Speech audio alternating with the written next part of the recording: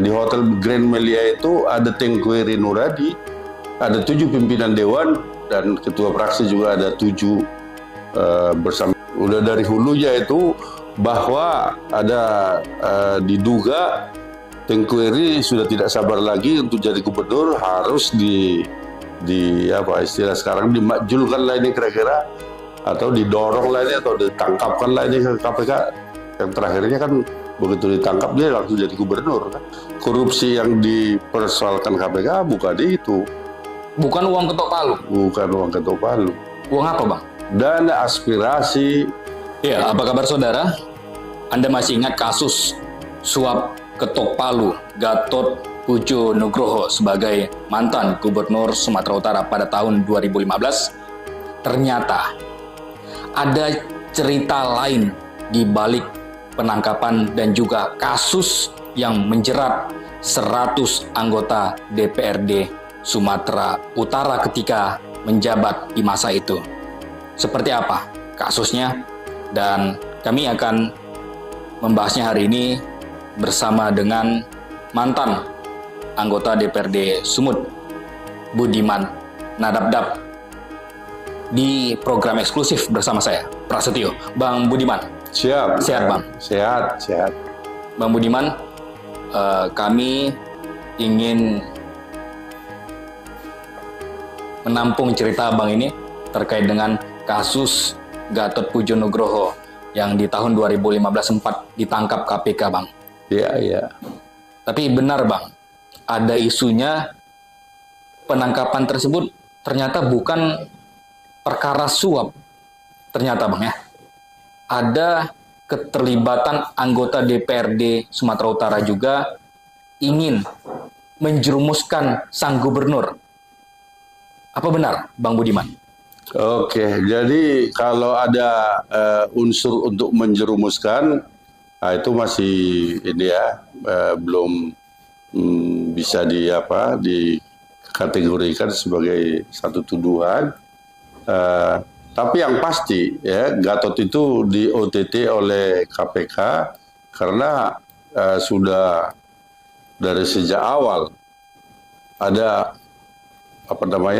gonjang-ganjing tentang itu. Iya kan? Saya awali saja bahwa yang saya ingat betul lah ya, yang merupakan satu benang merah ya. Pernah pada suatu ketika bulan 5, ini sebelum ada penangkapan entah siapapun ini. Berapa tahun sebelumnya, Bang? 2015 menjelang happy ending lah itu ya, di akhir-akhir periode. Baik. 2009-2014. Jadi pertemuan itu di suatu ketika di Hotel Grand Melia Jakarta. Baik. Di Hotel Grand Melia itu ada Tengku Heri Nuradi, ada 7 pimpinan dewan, dan ketua fraksi juga ada 7, bersama anggota juga ada beberapa. Pimpinan dewan ini siapa aja, Bang? Pimpinan dewan pada saat itu ada Saleh Bangun ada di situ. Baik. Kamaluddin Harahap almarhum ada di situ. Terus Khaidir Ritonga ada di situ. Baik, 3. Haji Afan ada di situ. 4. Itulah 4 yang saya ingat ada di situ. Ada Tengku Heri juga tadi Abang sebut? Ada Tengku Heri. Baik. Dan Tengku Heri yang menginisiasi pertemuan di situ. Yang membuat pertemuan Tengku Heri? Tengku Heri mengundang semua? Iya. Termasuk ada Abang di situ? Aku ada di situ.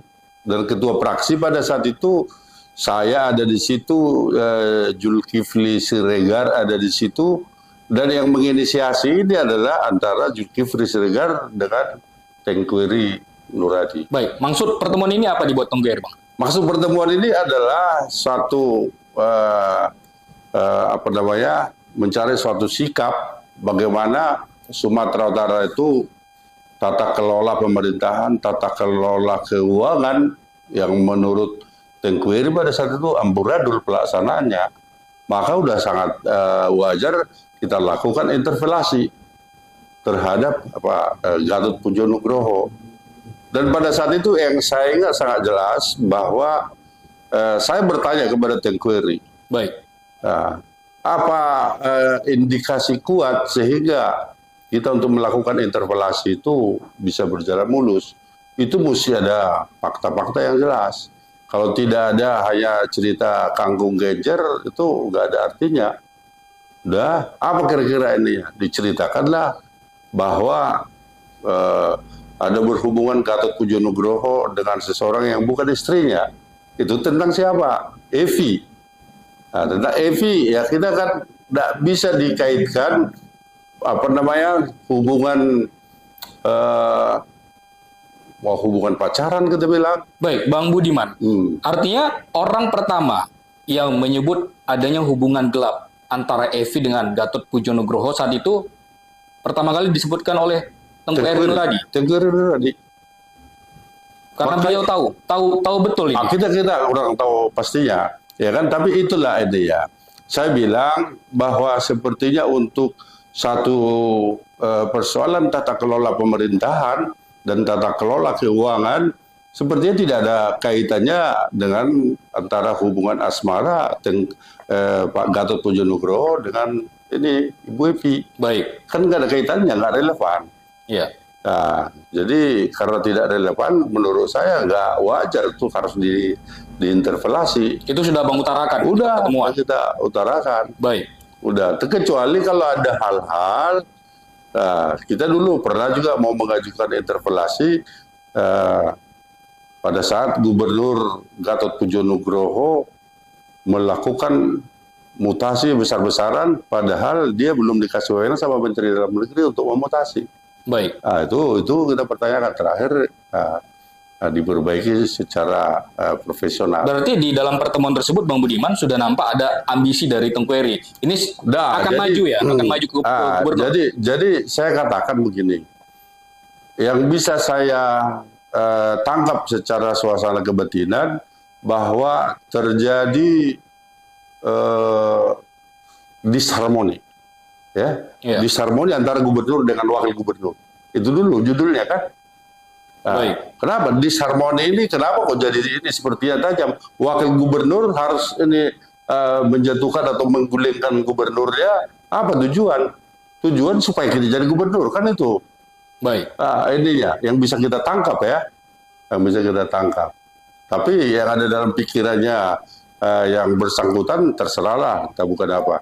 Entah murni menurut dia karena kecintaan dengan Sumatera Utara maka harus dilakukan. Cuman kalau menurut saya tidak etis berbicara disharmoni antara rumah tangga eksekutif dengan rumah tangga legislatif.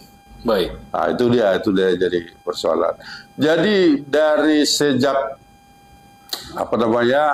sejak ada gonjang-ganjing untuk mau menjatuhkan Gatot Pujo Nugroho, terus tidak berapa lama itu kejadian ada di PT UN ya, di PT UN yang di daerah Sunggal itu, di mana pada saat itu ada beberapa hakim kena OTT KPK. Iya. Kena OTT KPK dan kena OTT pengacara. Pengacara itu adalah anggotanya OJK Ligis. Baik. Anggota OJK Ligis itu ada salah satu adalah Evi yang katanya istri mudanya Gatot Pujo Nugroho. Yang disampaikan oleh Tengku Eri tadi ya? Itu yang disampaikan nih. Dan ternyata kita kan bisa mengetahui, ternyata Evi itu adalah pengacara anggota dari OJK Ligis. Baik. Dari OJK Ligis. Udah pengembangan OJK Ligisnya kena dan Sekjen Nasdem juga dari pengembangan kena. Baik. Cuman kami dari Nasdem Pusat Bang ya? Nasdem Pusat. Baik. Di DPP itu Pak Rio Capella. Dan ada beberapa hakim itu, ada Darmawan Ginting, ada Triveni, itu yang ditangkap dari hakimnya PT UN pada saat itu ya. Ada juga dari pengacara ada siapa, Andre atau siapa namanya itu, beberapa orang. Jadi yang terakhir adalah OJK Ligis juga ditangkap, dan OJK Ligis ini terakhir kami ketemu bersama-sama di Lapas Sukamiskin. Baik. Jadi ada dugaan Abang, penangkapan ini ada kaitannya dengan pertemuan Abang ketika bersama Tengku Eri. Ini rentetannya. Jadi kalau menurut aku, ya pastilah rumah tangga kantor gubernur yang paling mengetahui kan orang dalam ya, orang dalam. Baru setelah itu begitu udah ini pengembangan kenalah si Gatot Pujo Nugroho.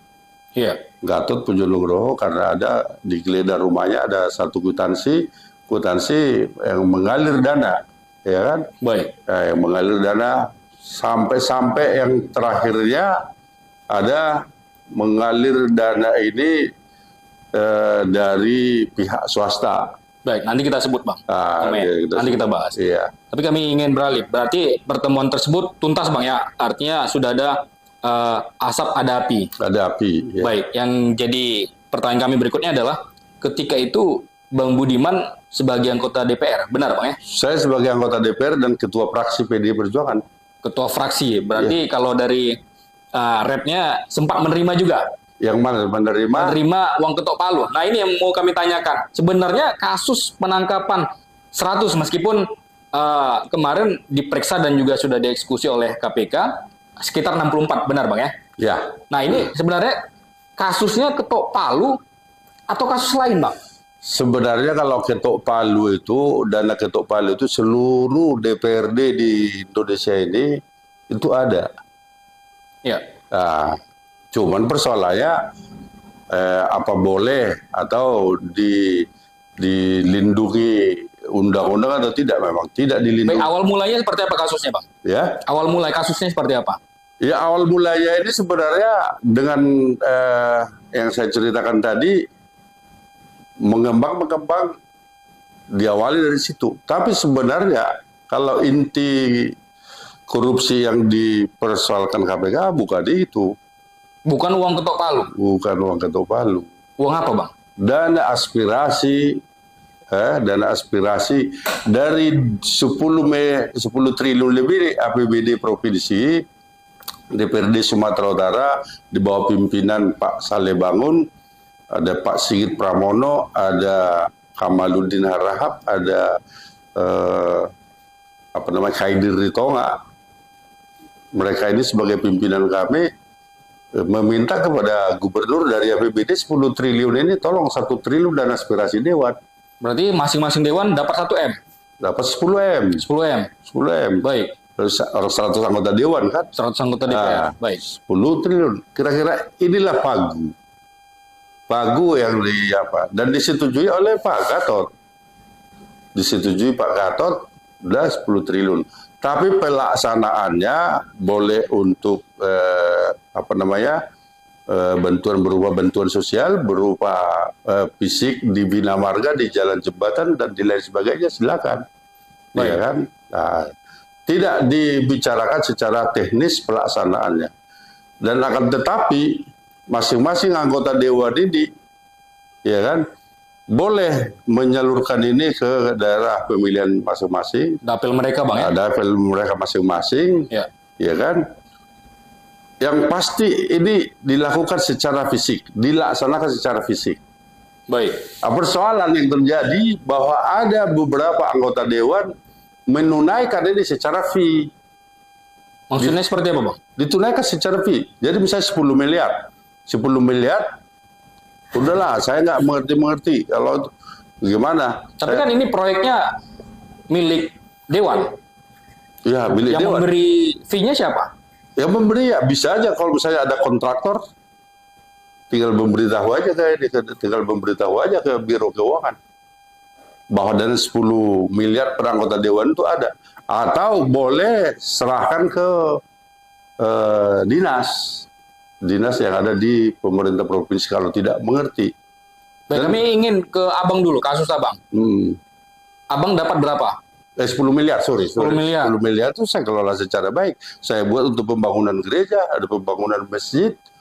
Baik, ada realisasinya. Lalu kenapa ditangkap? Ada realisasi. Persoalan yang paling mendasar adalah bahwa saya memberi bantuan kepada gereja bukan ke daerah pemilihan saya. Yang seyogianya ke daerah pemilihan saya. Tapi kan tidak diatur ada teknisnya seperti apa Ya, realisasi? namanya dana aspirasi. Baik. Dana aspirasi harus ke daerah pemilihan. Harus ke dapil ya? Harus ke dapil. Baik. Nah, jadi pada saat itu ada salah satu contoh kasus ya bahwa saya membuat dana itu untuk gereja HKBP Hot Mauli 500 juta. Iya. HKBP Hot Mauli di Petumba, ya di Petumba 500 juta supaya selesai gerejanya, kan begitu. Saya buat itu ada juga beberapa masjid, ada ke beberapa gereja yang jadi persoalan karena kawan-kawan ada yang ditangkap ini mengaku ada menerima. Ini kan berdasarkan pengakuan. Iya. Karena ada whistleblower di DPRD Sumatera Utara yang antara lain ada Hardi Mulyono, ada Bria Mokhtar, ada Evi Diana, istrinya Tengku Eri. Baik. Ini mengaku ada menerima uang 400 juta atau berapa, mengaku dan mengembalikan. Dan ini kan salah satu bukti yang otentik di KPK. Jadi korupsi itu tuh sebenarnya. Kalau uang ketok 5 juta, udah dihitung.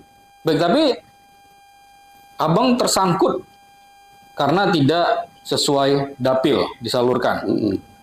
Nah, jadi dari ministerialnya aja, dari rapat-rapat itu yang sudah dilakukan, bahwa pernah ada satu rapat dan itu merupakan satu bukti ya buat KPK, dan itu juga kita tidak tepis bahwa itu benar. Ada di whiteboard yang ada di kantor Sekwan tuh. Sewaktu rapat pimpinan dewan itu adalah ketua dan wakil ketua DPRD bersama pimpinan fraksi bersama dengan mewakili eksekutif. baik. Ya kan, ada pertemuan tuh disepakatilah di whiteboard ini. Udah dari 1 triliun ini Sekdanya ketika itu siapa, Bang? Nurdin Lubis. Baik. Nurdin Lubis. Dan beliau juga ada pada saat itu. Udah dari 1 triliun ini, udah dikonversi lah ini dengan kali 5%. Ini yang dana aspirasi atau dana apa? Dana aspirasi. Yang 10T tadi? Iya. Baik. Yang 1 triliun. 1 triliun, baik. Yang 1 triliun. Dikonversi lah ini menjadi 5% dari 1 triliun, 50 miliar. 50 miliar ini dituduhkan bersama-sama jadi korupsi. Karena memang ada catatan di situ. Kalau ada K itu ketua. Ya. K itu 2 miliar. WK itu ada 1,2 miliar. KF ketua fraksi, ketua fraksi 700 juta. SF sekretaris fraksi itu ada 600 juta. Udah anggota non non komisi atau tidak di alat kelengkapan dewan, dia dapat 400. Inilah fee yang dibagikan tadi, Pak. Nah, kira-kira inilah distribusi pembagiannya. Baik. Tapi Abang ketua fraksi ketika itu tidak mengambil fee ya? Tidak mengambil fee. Ini saya saya kerjakan di lapangan. Baik. Iya kan? Berarti saya konversi. Anggap aja itu apa namanya? Sudah ini hapuslah itu, hapus. Baik. Dan 700 juta dianggap itu kan. Karena saya melaksanakan pekerjaan di lapangan. Baik. Tapi yang masih aneh menurut kami, Bang Budiman, dari 100 hanya 64 saja yang diperiksa ataupun dieksekusi oleh KPK. Ya, sebenarnya kita tidak tahu sampai sejauh mana sebenarnya yang diinginkan oleh KPK itu. Tapi kalau kami analisis lagi, Bang, dari pemberitaan, adanya fee ini kan ada juga keterlibatan selain dari Gatot sebagai gubernur, Bang ya. Ada Sekda, lalu ada SKPD, karena dana aspirasi tentu seperti yang Bang sampaikan ada pembangunan. Nah, yang mengerjakan pembangunan ini kan tentu bersumber dari SKPD juga, Bang. Iya. Yang mengaturnya. Iya, iya. Apakah tidak ada kecurigaan Abang ada permainan di dalam ini? Ataupun seperti dugaan awal Abang, ada keterlibatan Tengku Eri di dalamnya untuk mengatur semua? Itu dari hulunya itu. Udah dari hulunya itu bahwa ada diduga Tengku Eri sudah tidak sabar lagi untuk jadi gubernur, harus di apa istilah sekarang dimakjulkan lah ini kira-kira, atau didorong lah ini, atau ditangkapkan lah ini ke KPK Yang terakhirnya kan begitu ditangkap dia langsung jadi gubernur kan. Baik. Kan langsung jadi gubernur. Jadi secara itu otomatis. Dari awal-awalnya dia sudah tahu, bau aromanya pun udah tahu kita bahwa itu akan terjadi. Udah. Dan kami juga menduga, kami dengan Pak Ajibsa pada saat itu juga berpikir kalau Gatot sudah ditangkap, Tengkuiri jadi ini. Ini Tengkuiri pasti tidak nyaman, berarti kita juga akan dikipas ini. Udah ngerti juga kan dari awal. Baik. Udah ngerti kita dari awal bahwa itu menjadi pemicu ya, pemicu. Itu pemicunya. Tapi bagaimana dengan SKPD yang tidak tersentuh? Mengenai SKPD itu kan mereka turut perintah ya. Persoalannya apa cukup representatif seorang Gatot Pujo Nugroho udah menanggung semua dosa-dosa dari eksekutif ini? Nah, kalau itu yang terjadi, kenapa sampai 64 orang anggota dewan? Kan pimpinan dewan aja dia apa?